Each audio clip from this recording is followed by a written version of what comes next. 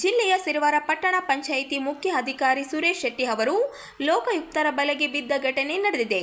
ಸಿರವಾರ ತಾಲೂಕಿನ ಇಒ ಆಗಿರುವ ಅವರು ಖಾತಾ ಮಾಡಿಕೊಡುವ ಸಂಬಂಧ ರಾಘವೇಂದ್ರ ರೆಡ್ಡಿ ಎಂಬುವರಿಂದ 2 ಲಕ್ಷ ಲಂಚ ಬೇಡಿಕೆ ಇಟ್ಟಿದ್ದರು ಎನ್ನಲಾಗಿದೆ. ಇದರ ಭಾಗವಾಗಿ 1 ಲಕ್ಷವನ್ನು ಮುಂಗಡವಾಗಿ ಸ್ವೀಕರಿಸುವಾಗ ಲೋಕಾಯುಕ್ತರು ಟ್ರ್ಯಾಪ್ ನಡೆಸಿ ಹಿಡಿದಿದ್ದಾರೆ. ಈ ವೇಳೆ ಲೋಕಾಯುಕ್ತರು ದಾಳಿ ನಡೆಸುತ್ತಿರುವುದನ್ನು ಗಮನಿಸಿದ ಅಧಿಕಾರಿ ಸ್ಥಳದಿಂದ ತಪ್ಪಿಸಿಕೊಳ್ಳಲು ಯತ್ನಿಸಿದ್ದು, ಸಿರವಾರದಿಂದ ಕವಿತಾಳ ಕಡೆಗೆ ಪರಾರಿಯಾಗಲು ಪ್ರಯತ್ನಿಸಿದ್ದಾರೆ. ಆದರೆ ಚೇಸ್ ನಡೆಸಿದ ಲೋಕಾಯುಕ್ತ ಅಧಿಕಾರಿಗಳು ಅವರನ್ನು ಬಂಧಿಸುವಲ್ಲಿ ಯಶಸ್ವಿಯಾಗಿದ್ದಾರೆ. ಪ್ರಸ್ತುತ ಅಧಿಕಾರಿಯ ವಿರುದ್ಧ ಪಂಚನಾಮೆ ಕಾರ್ಯ ನಡೆಯುತ್ತಿದೆ.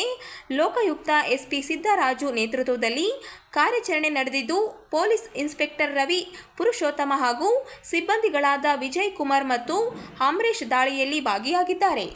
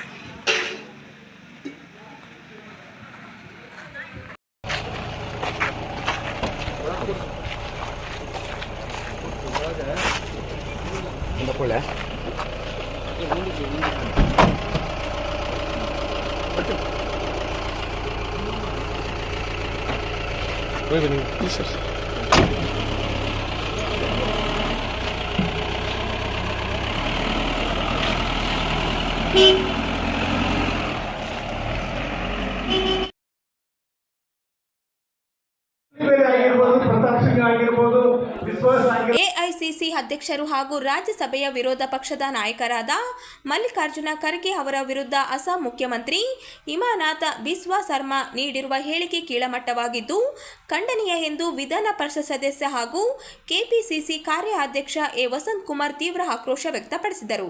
ನಗರದ ಕಾಂಗ್ರೆಸ್ ಕಾರ್ಯಾಲಯದಲ್ಲಿ ನಡೆದ ಸುದ್ದಿಗೋಷ್ಠಿಯಲ್ಲಿ ಮಾತನಾಡಿದ ಅವರು, ಖರ್ಗೆ ಅವರು ದಶಕಗಳ ರಾಜಕೀಯ ಅನುಭವ ಹೊಂದಿದ್ದ ಹಿರಿಯ ನಾಯಕರು. ಅವರ ಮಟ್ಟಕ್ಕೆ ಹೋಲಿಸಿದರೆ ಶರ್ಮಾ ಅವರ ರಾಜಕೀಯ ಪಕ್ವತೆ ಸಾಗುವುದಿಲ್ಲ ಎಂದು ಟೀಕಿಸಿದರು. ಹಿರಿಯ ನಾಯಕರ ವಿರುದ್ಧ ಹಗುರ ಹಾಗೂ ಅಸಭ್ಯ ಪದಗಳಲ್ಲಿ ಮಾತನಾಡುವುದು ರಾಜಕೀಯ ಶಿಸ್ತಿಗೆ ವಿರುದ್ಧವಾಗಿದ್ದು, ಇಂತಹ ಹೇಳಿಕೆಗಳು ವ್ಯಕ್ತಿಯ ಸಂಸ್ಕೃತಿಯನ್ನು ಬಲಿಗೆಳೆಯುತ್ತದೆ ಎಂದು ಹೇಳಿದರು. ಶರ್ಮಾ ಅವರು ಕಾಂಗ್ರೆಸ್ ಪಕ್ಷದಲ್ಲಿ ಇದ್ದಾಗಲೇ ಹಲವು ಅಕ್ರಮ ಹಾಗೂ ವಿವಾದಗಳಲ್ಲಿ ತೊಡಗಿಕೊಂಡಿದ್ದರು ಎಂದು ಆರೋಪಿಸಿದ ವಸಂತ್ ಕುಮಾರ್, ಕೇಂದ್ರ ತನಿಖೆಯಿಂದ ತಪ್ಪಿಸಿಕೊಳ್ಳಲು ಅವರು ಬಿಜೆಪಿ ಸೇರಿದ್ದಾರೆ ಎಂದು ಹೇಳಿದರು. ಈ ಕುರಿತು ಬಿಜೆಪಿ ನಾಯಕರೇ ಈ ಹಿಂದೆ ಗಂಭೀರ ಆರೋಪಗಳನ್ನು ಮಾಡಿರುವುದನ್ನು ಅವರು ನೆನಪಿಸಿದರು. ಯಾವುದೇ ಧರ್ಮದ ಪರವಾಗಿ ನಾವು ಯಾವತ್ತೂ ಮಾತಾಡೋದಿಲ್ಲ, ಒಂದು ಜಾತಿ ಪರವಾಗಿ ನಾವು ಯಾವತ್ತೂ ನಿಲ್ಲೋದಿಲ್ಲ. ಸರ್ವ ಧರ್ಮಗಳು, ಸರ್ವ ಧರ್ಮ ಜಾತಿಗಳು, ಸರ್ವ ಭಾಷೆಗಳಿಗೆ ಕೂಡ ನಾವು ಸಮಾನವಾದಂಥ ಸಮತೋಲನವಾದಂಥ ವ್ಯಕ್ತಿತ್ವವನ್ನು, ವಿಚಾರವನ್ನು ಹೊಂದಿದಂಥ ಸಿದ್ಧಾಂತ ನಮ್ಮ ಪಕ್ಷದಲ್ಲಿದೆ. ಆ ಹಿನ್ನೆಲೆಯಲ್ಲಿ ಹೇಳಿದ್ದೇವೆ ಹೊರತು ಒಂದು ಧರ್ಮವನ್ನು ಕಡೆಗಣಿಸಿ ಅಥವಾ ಕಡಿಮೆ ಮಾಡಿ ಇನ್ನೊಂದು ಧರ್ಮವನ್ನು ಎತ್ತಿಟ್ಟು ಅವ್ರ ಪರವಾಗಿ ಮಾತನಾಡುವಂಥ ಅರ್ಥ ಅದಲ್ಲ ಎನ್ನುವಂಥ ಮಾತನ್ನು ನಾನು ಹೇಳ್ತೇನೆ. ಆಗಿರ್ಬೋದು, ಪ್ರತಾಪ್ ಸಿಂಗ್ ಆಗಿರ್ಬೋದು, ವಿಶ್ವಾಸ ಆಗಿರ್ಬೋದು, ಇವೆಲ್ಲ ಹುಚ್ಚುನಾಯಿಗಳು. ಮತ್ತೆ ಮತ್ತೆ ಹೇಳ್ತಾ ಇರ್ತೀನಿ, ಇವೆಲ್ಲ ಬಿಜೆಪಿ RSS ನ ಹುಚ್ಚುನಾಯಿಗಳು.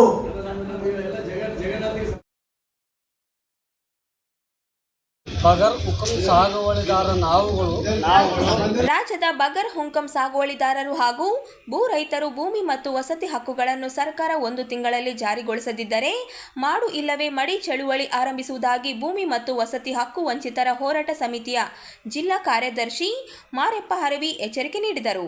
ನಗರದ ಪತ್ರಿಕಾ ಭವನದಲ್ಲಿ ಸುದ್ದಿಗೋಷ್ಠಿಯಲ್ಲಿ ಮಾತನಾಡಿ, ಮೇ 1ರಿಂದ ರಾಜ್ಯದ ಎಲ್ಲ ಜಿಲ್ಲಾ ಕೇಂದ್ರಗಳಲ್ಲಿ ಅನಿರ್ದಿಷ್ಟ ಅವಧಿ ಹೋರಾಟ ಆರಂಭಿಸಲಾಗುವುದು ಎಂದರು. ಹಲವಾರು ದಶಕಗಳಿಂದ ಭೂಮಿ ಮಂಜೂರಾತಿಗಾಗಿ ಅರ್ಜಿ ಸಲ್ಲಿಸಿದರೂ ಸರ್ಕಾರಗಳು ಕೇವಲ ಭರವಸೆ ನೀಡುತ್ತಿವೆ. ಅರಣ್ಯ, ಗೋಮಾಳ ಹಾಗೂ ಸರ್ಕಾರಿ ಭೂಮಿಗಳಲ್ಲಿ ವರ್ಷಗಳಿಂದ ಸಾಗುವಳಿ ಮಾಡುತ್ತಿರುವ ಭೂ ರೈತರಿಗೆ ಭೂಮಿ ಮಂಜೂರಾತಿ ಮಾಡಬೇಕೆಂದು ಒತ್ತಾಯಿಸಿದರು. ಸಾಗುವಳಿದಾರರಿಗೆ ನೀಡಿರುವ ನೋಟಿಸ್ ಹಿಂಪಡೆಯಬೇಕು, ಕಾನೂನು ಅಡಚಣೆಗಳನ್ನು ಸಡಿಲಿಸಿ ವಸತಿ ರೈತರಿಗೆ ನಿವೇಶನ ಒದಗಿಸಬೇಕು. ಸರ್ಕಾರ ತಕ್ಷಣ ಕ್ರಮ ಕೈಗೊಳ್ಳದಿದ್ದರೆ ರಾಜ್ಯಾದ್ಯಂತ ತೀವ್ರ ಹೋರಾಟ ಮಾಡುವುದು ಅನಿವಾರ್ಯವಾಗುತ್ತದೆ ಎಂದು ಎಚ್ಚರಿಕೆ ನೀಡಿದರು. ಅವರ ಆಸೆ ಇವತ್ತಿಗೆ ಈಡೇರಿಲ್ಲ. ನಾವು ಅವ್ರ ನೇತೃತ್ವದಲ್ಲಿ ಹಲವಾರು ಹೋರಾಟ ಮಾಡ್ಕೊಂಡು ಬಂದಿದ್ದೀವಿ. ಆ ಒಂದು ಹೋರಾಟ ಮಾಡಿಕೊಂಡು ಬಂದ ತದನಂತರದಲ್ಲಿ ಸರ್ಕಾರ ಎಚ್ಚೆತ್ತುಕೊಂಡು ಫಾರಂ ನಂಬರ್ 57 ಹಾಕಕ್ಕೆ ಅವಕಾಶ ಮಾಡಿಕೊಟ್ಟಿತ್ತು. ಆದರೆ ಅದು ಇಂಪ್ಲಿಮೆಂಟ್ ಆಗಲಿಲ್ಲ. ಯಾವುದೇ ಸರ್ಕಾರಗಳು ಮತ್ತು ಯಾವುದೇ ಶಾಸಕರು ಬಂದರೂ ಸಹಿತ ಸರಿಯಾಗಿ ಇಂಪ್ಲಿಮೆಂಟ್ ಮಾಡಲಿಲ್ಲ. ಹಾಗಾಗಿ ನಾವೇನಪ್ಪ ಅಂದರೆ ಇವತ್ತು ಇಂಪ್ಲಿಮೆಂಟ್ ಇಲ್ಲದೇ ಇವತ್ತು ಯಾವುದೇ ಭೂಮಿ ಸಿಗೋದಿಲ್ಲ ಮತ್ತು ಬಡವರಿಗೆ ನ್ಯಾಯ ಸಿಗೋದಿಲ್ಲ. ಹಾಗಾಗಿ ನಾವು ಮೇ 1ನೇ ತಾರೀಕಿನಿಂದ ಹಿಡಿದು ರಾಜ್ಯದ ಮತ್ತು ಜಿಲ್ಲೆಯಲ್ಲಿ ಇದು ಅನಿರ್ದಿಷ್ಟಾವಧಿ ಧರಣಿಯನ್ನು ಹೂಡುತ್ತೀವಿ. ಜೊತೆಗೇನಪ್ಪ ಅಂದರೆ ಇವತ್ತಿನ ದಿವಸ ದೊರೆಸ್ವಾಮಿ ಹುಟ್ಟಹಬ್ಬ ಇರೋದ್ರಿಂದಲೇ ಸರ್ಕಾರಕ್ಕೆ ಒಂದು ಎಚ್ಚರಿಕೆ ಕೊಡಕತ್ತೀವಿ. ಈ 1 ತಿಂಗಳೊಳಗಾಗಿ ಬಡವರಿಗೆ ಭೂಮಿ ಕೊಡೋ ವಿಚಾರದಲ್ಲಿ ಮೀನಾಮೀನಿಸಿ ಎಣಿಸಿದರೆ ಸರ್ಕಾರಗಳ ಕಾನೂನುಗಳು ಸಡಿಲ ಮಾಡದಿದ್ದಲ್ಲಿ ನಾವು ಮುಂದಿನ ದಿನಮಾನಗಳಲ್ಲಿ ಒಂದು ದೊಡ್ಡ ಮಟ್ಟದಲ್ಲಿ ಈ ಒಂದು ಅನಿರ್ದಿಷ್ಟಾವಧಿ ಧರಣಿಯನ್ನು ಹೂಡ್ತಾವಂತ ಹೇಳ್ತಾ ಸರ್ಕಾರಕ್ಕೆ ಎಚ್ಚರ ಕೊಡ್ತದೆ. ಜೊತೆಗೆ ಸರ್ಕಾರ ಒನ್ ಟೈಮ್ ಸೆಟಲ್ಮೆಂಟಿಗೆ ಅವಕಾಶ ಮಾಡಿಕೊಡ್ಬೇಕು. ಇಮಿಡಿಯೇಟ್ಲಾಗಿ ಒನ್ ಟೈಮ್ ಸೆಟಲ್ಮೆಂಟ್ ಮಾಡಿ ಜನರಿಗೆ ನ್ಯಾಯ ಕೊಡ್ಬೇಕಂತೇಳಿ ಸರ್ಕಾರಕ್ಕೆ ಆಗ್ರಹ ಮಾಡ್ತದೆ.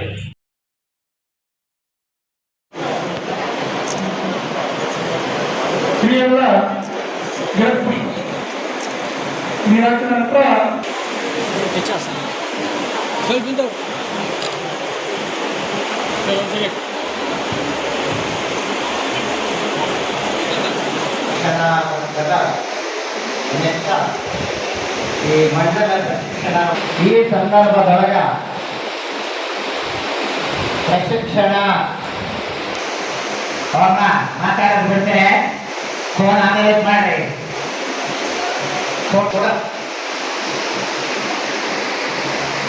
ಪ್ರಶಿಕ್ಷಣ ಅಂದ್ರೆ ತಿಳುವಳಿಕೆ ಇರ್ತಕ್ಕಂಥ ಜನಕ್ಕೂ ಇವತ್ತು ಏನು ಅಂತ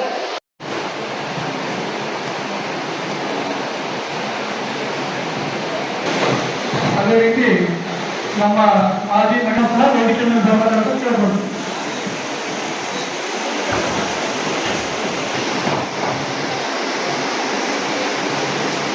ಕಾರ್ಯಕ್ರಮದ ಮುಂದಿನ ಘಟ್ಟ ಕಾರ್ಯಕ್ರಮಕ್ಕೆ ನಮ್ಮ ನಗರ ಪ್ರಧಾನ ಕಾರ್ಯದರ್ಶಿಗಳಾಗಿರ್ತಕ್ಕಂಥ ಮತ್ತು BLA ನಮ್ಮ ನಗರದ ಶಂಕರಪ್ಪನವರು ಅನೇಕ ವಿಚಾರಗಳನ್ನು ಹೇಳಿದ್ರು. ಜನಸಂಘದ ವಿಚಾರಗಳನ್ನ ತಿಳ್ಕೋಬೇಕು ಮತ್ತು ಜನಸಂಘದ ವಿಚಾರ ನಿಜವಾಗ್ಲೂ ಗೊತ್ತಾಗಬೇಕಾದ್ರೆ ಸ್ವಾತಂತ್ರ್ಯ ಹೋರಾಟ ಕೂಡ ಗೊತ್ತಾಗಬೇಕು.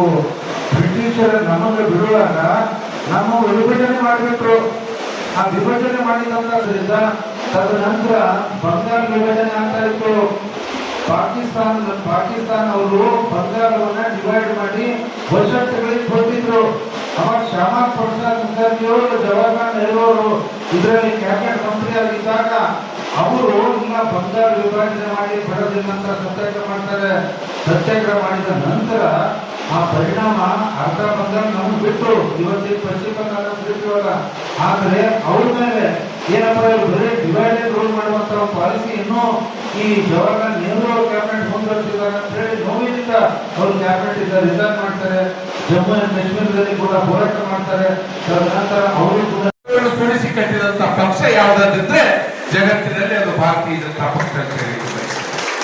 ಇವತ್ತು ಜಗತ್ತಿನಲ್ಲಿ ಅತ್ಯಂತ ಹೆಚ್ಚು ಸದಸ್ಯರುಗಳಂತ ಪಕ್ಷ ಯಾವ್ದಾದ್ರಿದ್ರೆ ಅದು ಭಾರತೀಯ ಜನತಾ ಪಕ್ಷ. ಇವತ್ತು ಅತಿ ಹೆಚ್ಚು ಸದಸ್ಯರು ಇವನ್ ಇನ್ಕ್ಲೂಡಿಂಗ್ ಚೈನಾದ ಕಮ್ಯುನಿಸ್ಟ್ ಪಾರ್ಟಿಯಲ್ಲೂ ಇಷ್ಟೊಂದು ಸದಸ್ಯರಿಲ್ಲ. ಅದಕ್ಕಿಂತ ಜಾಸ್ತಿ ಸದಸ್ಯರು ನಮ್ಮ ಭಾರತೀಯ ಜನತಾ ಪಕ್ಷದಲ್ಲಿ ಇದ್ದಾರೆ. ಭಾರತೀಯ ಜನತಾ ಪಕ್ಷದಲ್ಲಿ ಹಿಂದೆ ಬಹಳಷ್ಟು ಕೊಡುಗೆ ಮತ್ತು ತ್ಯಾಗ ಮಾಡಿದ್ದಾರೆ. ಅವರೆಲ್ಲ ತ್ಯಾಗ ಕೊಡುಗೆ ಬೆವರು ಸುರಿಸಿ ಏನ್ ಪಕ್ಷ ಕಟ್ಟಿದ್ದಾರೆ, ಅವರ ಕಷ್ಟದಿಂದ ಕಟ್ಟಿದಂತ ಪಕ್ಷದಲ್ಲಿ ಅಧಿಕಾರ ಹಿಡಿದವರು ನಾವು ನೀವು ಅಂತ ಹೇಳಿಕ್ಕೆ ಬಯಸಿಲ್ಲ. ಯಾಕಂದ್ರೆ ಇದು ನಾವು ಯಾವುದೇ ರೀತಿ ಕಷ್ಟಪಡಲಾರ್ದಾಗೆ ಪಕ್ಷ ಒಂದು ಲೆವೆಲಿಗೆ ಬಂದ್ಮೇಲೆ ಪಕ್ಷಕ್ಕೆ ಬಂದು ನಾವು ಟಿಕೆಟ್ ತಗೊಂಡು ನಮ್ಮನ್ನ ನಿಮ್ಮೆಲ್ಲರ ಶ್ರಮದಿಂದ ಆರಿಸಿ ಇವತ್ತು ಸತತ 3 ಬಾರಿ ಶಾಸಕರನ್ನು ಮಾಡಿದಂತ ಕೀರ್ತಿ ಯಾರಿಗಾದ್ರೂ ಇದ್ರೆ ಅದು ರಾಯಚೂರು ನಗರ ಮಂಡಲದ ಬಿಜೆಪಿ ಕಾರ್ಯಕರ್ತರಿಗೆ ಸಂತದ ಅಂತ ಹೇಳಲಿಕ್ಕೆ ಬಯಸ್ತೇನೆ. ಇವತ್ತು ನಮ್ಮ ನಿಮ್ಮೆಲ್ಲರ ಕರ್ತವ್ಯ, ಇವತ್ತು ಚುನಾವಣೆ ಬಂದಂತ ಸಮಯದಲ್ಲಿ ನಾವು ನೀವು ಒಗ್ಗೂಡಿ ಚುನಾವಣೆ ಮಾಡಿ ಮನೆಗೆ ಹೋಗುವಂತಹದ್ದು ಅಲ್ಲ. ಇವತ್ತಿನ ಆ ಕಾಲ ಇಲ್ಲ. ಹಾಗಾಗಿ ನಮ್ಮ ಪಕ್ಷ ತೀರ್ಮಾನ ಮಾಡಿದೆ, ಇಡೀ ರಾಜ್ಯದಲ್ಲಿ ಮಾತ್ರ ಅಲ್ಲ ರಾಷ್ಟ್ರದಲ್ಲೂ ಇಂಥ ಕಾರ್ಯಕ್ರಮಗಳು ಮಾಡಿ ಒಂದು ರಾತ್ರಿ ಎಲ್ಲಿ ಕಾರ್ಯಕ್ರಮ ಮಾಡ್ತೀವೋ ಅಲ್ಲಿ ನಾವಿದ್ದು ಒಬ್ಬರಿಗೊಬ್ರು ನಮ್ಮ ಕಷ್ಟಗಳನ್ನು ತಿಳ್ಕೊಳ್ಳುವಂತ ಕೆಲಸ ಆಗ್ಬೇಕು. ನಿಮ್ಮ ಮನಸ್ಸುಗಳು ಮುಂದಾಗುವಂತ ಕೆಲಸ ಆಗಬೇಕು ಅಂತ ಹೇಳಿ ಇವತ್ತು ಪ್ರಶಿಕ್ಷಣ ವರ್ಗ ಮಾಡಿ ಒಂದು ದಿನ ನಾವು ಇಲ್ಲೇ ಉಳಿಯುವಂತ ಕಾರ್ಯಕ್ರಮ ರೂಪಿಸಿಕೊಂಡು ನಮ್ಮ ಹಿರಿಯರು ಆದೇಶಿಸಿದರೆ ಅದ್ರ ಪ್ರಕಾರ ನಾವು ನೀವೆಲ್ಲರೂ ಇಲ್ಲಿದ್ದು ನಿಮಗೇನ್ ತೊಂದರೆಗಳಿದೆ ಪಾರ್ಟಿಯಲ್ಲಿ ನಿಮ್ಗೆ ಕಾರ್ಯಕ್ರಮಗಳು ಏನ್ ಪಕ್ಷ ವಹಿಸಿಕೊಟ್ಟಿದೆ ಯಾವ ರೀತಿಯಲ್ಲಿ ತಾವು ಮಾಡ್ತಾ ಇದ್ದೀರಿ ಯಾವ ರೀತಿ ಮುಂದೆ ನಮಗೆ ಕಾರ್ಯಕ್ರಮಗಳು ಒಪ್ಪಿಸ್ತಾರೆ ಯಾವ ರೀತಿ ಸರ್ಕಾರದ ಕಾರ್ಯಕ್ರಮಗಳಲ್ಲಿ ನಮ್ಮನ್ನು ನಾವು ಜೋಡಿಸಿಕೊಳ್ಳಬೇಕು ಅನ್ನುವ ಎಲ್ಲ ವಿಷಯಗಳ ಬಗ್ಗೆ ನಮ್ಮ ಹಿರಿಯರು ಸವಿಸ್ತರವಾಗಿ ನಮಗೆ ಹೇಳಲಿದ್ದಾರೆ. ಆ ಎಲ್ಲ ವಿಷಯಗಳನ್ನು ಕೇಳಿ ಮುಂದೆ ಬರುವಂತ SIR ಆಗಿರ್ಬೋದು, ಸೆನ್ಸಸ್ ಆಗಿರ್ಬೋದು ಮತ್ತು ಕೇಂದ್ರ ಸರ್ಕಾರದ ಕಾರ್ಯಕ್ರಮಗಳು ಜನರಿಗೆ ತಿಳಿಸುವುದನ್ನು ನಾವು ನೀವೆಲ್ಲರೂ ಒಗ್ಗಟ್ಟಾಗಿ ಸೇರಿ ಮಾಡೋಣ ಅಂತೇಳಿ ಬರುವಂತ ದಿನಗಳಲ್ಲಿ ಪಕ್ಷವನ್ನು ಇನ್ನಷ್ಟು ಬಲಿಷ್ಠವಾಗಿ ಕಟ್ಟಲಿಕ್ಕೆ, ಯಾಕಂದ್ರೆ ಮುಂದೆ ಬರುವಂತ ದಿನಗಳು ಬಹುಶಃ ನಮ್ಮ ಕಾರ್ಪೊರೇಷನ್ ಎಲೆಕ್ಷನ್ ಬರ್ತಾವ, ಗ್ರಾಮ ಪಂಚಾಯತ್ ಬರ್ತಾವ, MP ಬರ್ತಾವ, TP ಬರ್ತಾವ, MP ಎಲೆಕ್ಷನ್, ವಿಧಾನ ಪರಿಷತ್ ಎಲೆಕ್ಷನ್ ಬರ್ತಾವ. ಹಾಗಾಗಿ ಪಕ್ಷವನ್ನು ಇನ್ನಷ್ಟು ಬಲಿಷ್ಠ ರೀತಿಯಲ್ಲಿ ಕಟ್ಟುವಂತ ವ್ಯವಸ್ಥೆ ಆಗಬೇಕು. ಅದಕ್ಕೆ ತಮ್ಮೆಲ್ಲರ ಸಂಪೂರ್ಣ ಸಹಕಾರ ವೇದಿಕೆ ಮೇಲಿದ್ದಂತೆ ಎಲ್ಲ ಮುಖಂಡರಿಗೆ ಕೊಡಬೇಕಂತ ಹೇಳಿ ನನ್ನ ಮಾತುಗಳು.